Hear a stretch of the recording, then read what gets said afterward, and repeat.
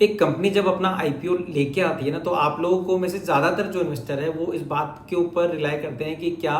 Media houses बोल रहे हैं, क्या न्यूज़ कंपनीज बोल रही हैं, क्या जो कंटेंट क्रिएटर्स हैं वो लोग बोल रहे हैं। पर हम में से ज़्यादातर लोग जो रेड हियरिंग प्रोस्पेक्टस है उसको जो है पढ़ना भूल जाते हैं। वो ये सोचते हैं कि अरे यार, ये इतना इतना बड़ा पेपर है तो हम इसको किस तरीके से पढ़ेंगे, इतना जो है बड़ा डॉक्यूमेंट है, हम इतना सारा तो नहीं पढ़ सकते। लेकिन अगर उसमें से की एलिमेंट्स अगर हमको ये लग जाए पता कि अगर कोई भी आईपीओ अगर आ रहा है तो इन्वेस्टर को किन किन चीज़ों के ऊपर और जो है ध्यान रखना चाहिए। तो जो अपनी हार्ड अर्नड जो मनी इन्वेस्ट कर रहा है किसी भी आईपीओ के अंदर, आईपीओ के लिए, और जो लगा रहा है, तो उसको ये एटलीस्ट पता रहे कि अल्टीमेटली ये जो कंपनी है ये क्या प्रकार का काम करती है और इसके अंदर किस प्रकार के रिस्क अवेलेबल है। जो रिस्क अवेलेबल है वो भी वहाँ दिए हुए हैं। इंपॉर्टेंट क्या है कि आरएचपी के अंदर बिना किसी लाग लपेट के एक्चुअल जो स्थिति होती है, फैक्ट होता है, वो रिपोर्ट किया जाता है सेबी को। क्योंकि सेबी के और जो है केस के अंदर अगर आप आईपीओ लेके आते हैं तो आपको एक आरएचपी रेड हियरिंग जो प्रोस्पेक्टस है उसको आपको सेबी को सबमिट कराना होता है। और उसके पहले जाता है ड्राफ्ट रेड हियरिंग प्रोस्पेक्टस, जो डीआरएचपी होता है वो पहले जाता है सेबी के पास में। सेबी उसमें से और जो है खोजबीन करते हैं, खंगालते हैं उसको, और उसके आधार पर उसे अप्रूव करते हैं। तब जाके जब आईपीओ के लिए अप्रूवल आता है तो उसके बाद में जो है आरएचपी जो है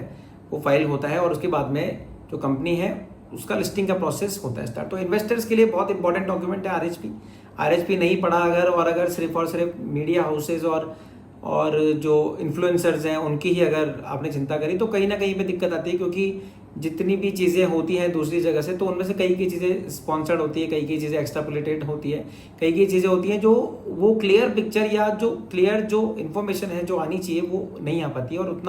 उतना डेटा और जो है शेयर भी नहीं कर सकते हैं। लेकिन अगर आपको ये पता हो कि मुझे आरएचपी के अंदर से क्या क्या पढ़ना है तो फिर आपको क्लियरिटी जो है आ जाती है। तो आज मैं कुछ जो आरएचपी के सेक्शंस होते हैं उनके बारे में मैं यहाँ इस वीडियो के माध्यम से बात करना चाहता हूँ। तो हम लोग एक एक करके अगर हम लोग देखते हैं लिस्ट के अंदर, सबसे पहला जो आता है इसका सेक्शन वो आता है अबाउट द कंपनी की। जो कंपनी है वो अल्टीमेटली कर क्या रही है, कौन इसके प्रमोटर्स हैं, क्या उसकी स्ट्रेंथ है, क्या उसका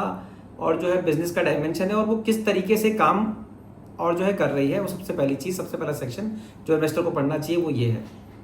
उसके बाद के अंदर आता है ऑब्जेक्ट ऑफ द इशू की अल्टीमेटली जो पैसा उगाया जाएगा मार्केट से, जो पैसा उगाया जाएगा इन्वेस्टर से, उसको यूज़ क्या कर रहे हैं। कुछ लोग करते हैं कि साहब हम लोग यूज़ करेंगे जो हमारे एग्जिस्टिंग लोन है हम उसको रीपे करेंगे। तो भाई अगर लोन को ही रीपे करने के लिए पैसा अगर लिया जा रहा है तो उससे एक्सपेंशन कैसे होगा, उससे चीज़ों को बढ़ाया कैसे जाएगा। अगर उसकी कोई रीजनिंग है तो उसको अपने को पढ़ना चाहिए। अदरवाइज अगर लोन को रीपे करने के लिए पैसा दे रहा है तो एक जो है सामान्य मन ये कहता है कि यार फिर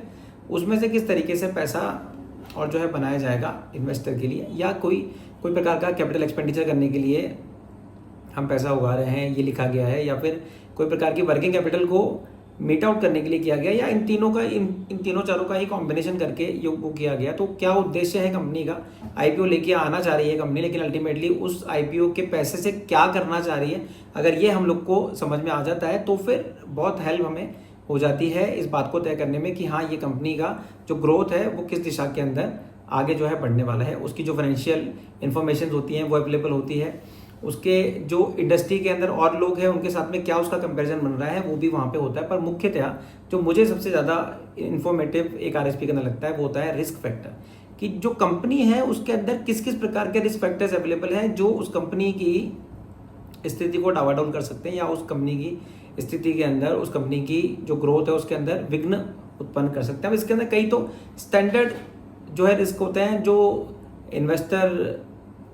उसको पढ़ के समझ सकता है कि हाँ ये तो इंडस्ट्री का इनहेरेंट है, ये तो होता ही है हर इंडस्ट्री में। जब भी कोई कुछ काम करते हैं तो ये रिस्क तो होते हैं, लेकिन कुछ एक जो रिस्क है वो स्पेसिफिक रिस्क होता है। जैसे मान लीजिए वो कंपनी कहती है साहब हमको ये रिस्क हो सकता है कि हमारे जो प्रमोटर है उनके ऊपर ईडी की रेड पड़ी हुई है और उसका कुछ आउटकम अगर आएगा तो हो सकता है कि उसके इम्पैक्ट कंपनी के ऊपर भी है, तो ये अलार्मिंग है। कोई हो सकता है कि कोई साहब हमारे ऊपर इनकम टैक्स का कोई इस तरीके का जो है केस चल रहा है जिसके अंदर हमारी जो नेट वर्थ है उतना ही हम लोग की डिमांड भी और जो है खड़ी हो सकती है, तो ये एक तरीके का चिंता का विषय। कितने प्रकार के रिस्क अवेलेबल है आरएचपी के अंदर, उसको पढ़ के जो इन्वेस्टर है वो ये समझ सकता है कि जो कंपनी है उसकी स्थिति एक्चुअल में कैसी है। डामाडोल तो नहीं है, आगे के प्रोजेक्शन अच्छे हैं, आगे का और जो है वो दिख रहा है फ्यूचर अच्छा। पर अगर आज की स्थिति में कोई भी ऐसी दिक्कत है कि जो हो जाती है अगर एग्जीक्यूट, तो फिर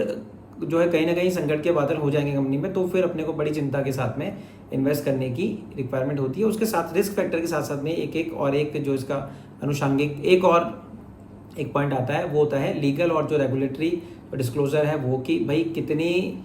और जो है लेट फीसेज हमने पे किए, कितने हम लोग नॉन कंप्लायंट हैं, कितने हमारे ऊपर इंटरेस्ट पेनल्टीज लगी हुई है, कितने उनके अंदर से ड्यू है और कितने ऑलरेडी जो है पे किए हुए हैं। तो उससे भी एक आइडिया लग जाता है कि जो कंपनी है उसके अंदर किस तरीके की कंप्लायंसेज हो रखी हैं और क्या क्या उसमें इश्यूज है। मुझे लगता है कि अगर हम लोग रिस्क फैक्टर को पढ़ ले अच्छे से, अगर हम लोग क्या ऑब्जेक्ट उसका रहने वाला है, अगर हम लोग उसके जो फाइनेंशियल्स है अगर वो एक ग्रोथ दिखा रहे हैं 5 से 7 साल की एक ग्रोथ अगर आपको समझ में आ रही है उसके अंदर, तो एक स्थिति बनती है कि हम उसके अंदर इन्वेस्ट करें। अगर हमें सिर्फ दिखता है कि हाँ सिर्फ और सिर्फ हो रहा है ज़्यादा, लेकिन वहाँ ये जो की पॉइंट्स हैं इनके अंदर कहीं ना कहीं कंपनी जो है लैग कर रही है, तो फिर इन्वेस्टमेंट करने से पहले थोड़ा सोचना चाहिए। अब ये it's totally up to you कि आप हर एक रिस्क को, हर एक इन्वेस्टमेंट की अपॉर्चुनिटी को किस तरीके से आप देखते हैं, लेकिन फिर भी अगर आपको ये पता रहता है कि हाँ क्या क्या रिस्क इन्वॉल्व है, क्या क्या इस कंपनी के ऑब्जेक्टिव हैं और क्या क्या और दूसरे आयाम हैं, तो फिर आपको थोड़ा सा ईजी होता है। तो कभी भी फ्यूचर के अंदर इन्वेस्टमेंट अगर आप कर रहे हैं, even if it is a simple IPO application, retail application, तो भी आपको इस बात की चिंता जरूर करनी चाहिए कि भाई आरएसपी को मैं एक बार के लिए पढ़ तो लूँ। अगर आप उसको एनालाइज भी नहीं कर पा रहे हैं तो आप क्या कीजिए कि आरएसपी का जो डॉक्यूमेंट है उसको पूरे का पूरे उस डॉक्यूमेंट को आप जो है एआई के थ्रू भी एनालाइज आप करा सकते हैं कि भाई इसके अंदर से की रिस्क या जो इसके अचीवमेंट है या जो उपलब्धि है या जो इसके अंदर पोटेंशियल जो अपॉर्चुनिटीज़ हैं या जो पोटेंशियल जो इसके अंदर एक तरीके के थ्रेड्स हैं वो हमें आप जो है लिस्ट आउट करके आप दे दीजिए, तो वो भी एक तरीके की समरी आप वहाँ से एआई के थ्रू आप जो है पता कर सकते हैं। तो ऐसे ही और इन्फॉर्मेटिव वीडियोज़ के लिए आप इस चैनल को सब्सक्राइब कर सकते हैं। कोई प्रकार का क्वेश्चन अगर आपके दिमाग में कोई प्रकार का अगर स्पेसिफिक अगर इन्फॉर्मेशन अगर आप चाहते हैं आरएसपी के रिलेटेड, तो फिर आप जो है कमेंट सेक्शन में लिखिए, तो हम ये ट्राई करेंगे कि इन फ्यूचर हम उसके ऊपर एक छोटा वीडियो, एक शॉर्ट जो है वो क्रिएट कर सके। Thank you so much everyone.